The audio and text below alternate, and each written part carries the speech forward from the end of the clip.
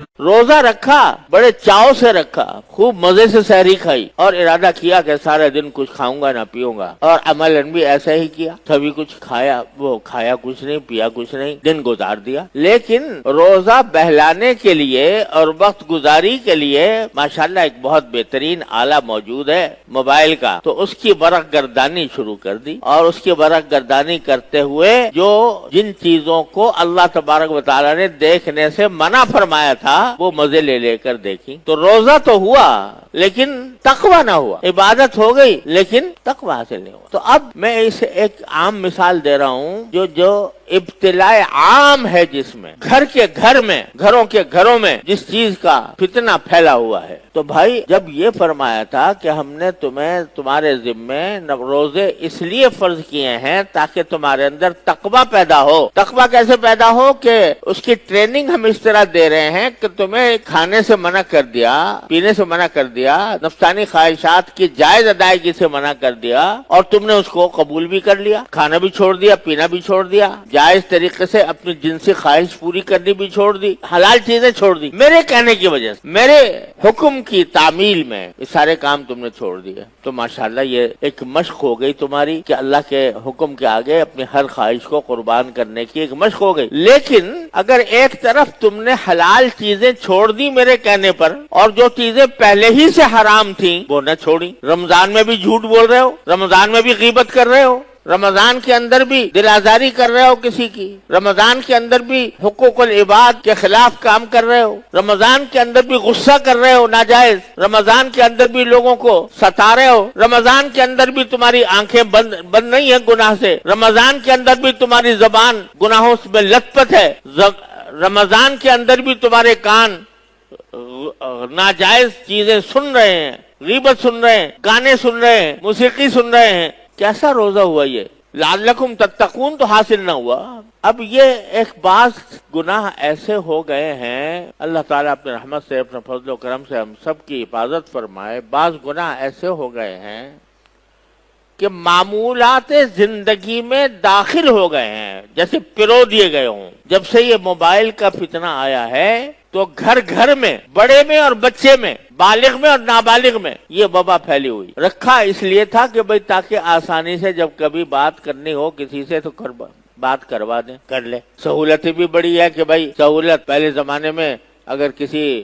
دور کے ملک میں ٹیلی فون کرنا ہوتا تو گھنٹے تو بک کرانے میں لگتے تھے۔ آپ لوگوں کو یاد ہو یا نہ ہو، بک کرانے کے پہلے بک کرائی جاتی تھی، ٹرنک کال بک کرائی جاتی تھی، اب بک کرانے کے بعد گھنٹوں انتظار کرنا پڑتا تھا کہ کب کال آئے گی تو میں بات کروں گا۔ اب صرف ایک انگلی کے ٹچ سے آپ امریکہ بات کر لو، آسٹریلیا کر لو، دنیا کے دور دراز مقامات پہ کر لو۔ تو یہ سہولت تو بے شک حاصل ہو گئی، لیکن شیطان نے اس سہولت کے ساتھ ایسی عذاب کی چیزیں اس میں شامل کر دی ہے کہ بچہ اس عذاب میں مبتلا ہو۔ اگر کہو، تاکید کرو کہ بھائی اس کو یا تو سادہ سا موبائل استعمال کر لیا کرو بات چیت کرنے کے لیے،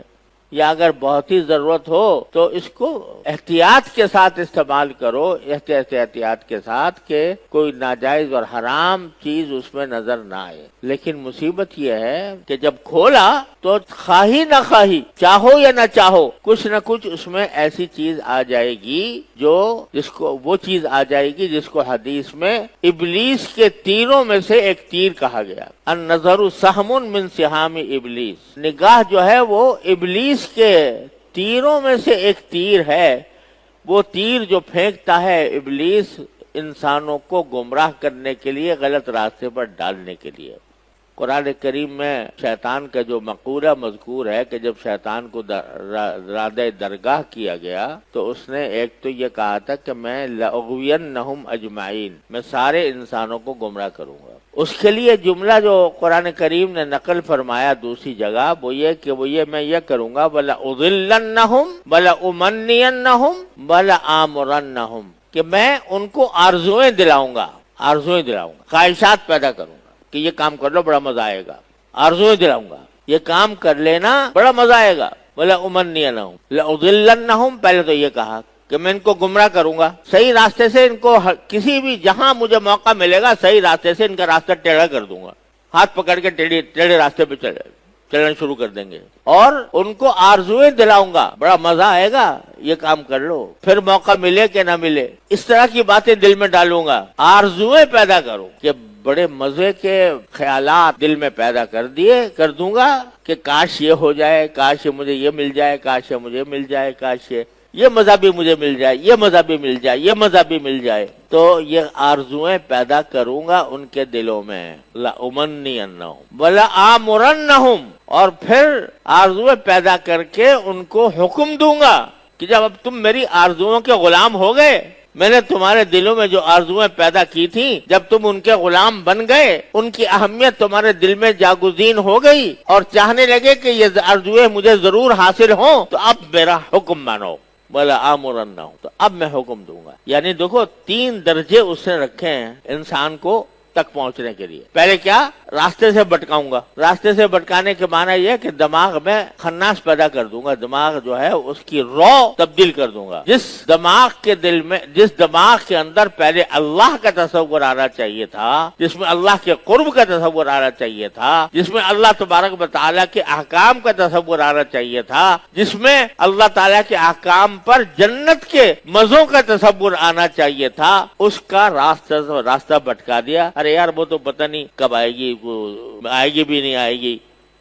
वो आखिरत, वो जन्नत इस वक्त तेरे सामने ये मौजूद है, रास्ता मौजूद है मजे लेने का। कल उदल्लन्नहुम, पहले तो रास्ते भटकाऊंगा कि जो शख्स अपने फिक्र और अपनी आरजुओं के तहत जब वो जन्नत की तरफ जा रहा था, उसको भटकाकर मैं दोज़ख की तरफ ले जाऊं। उदल्लन्नहुम, उसको गुमराह करूं।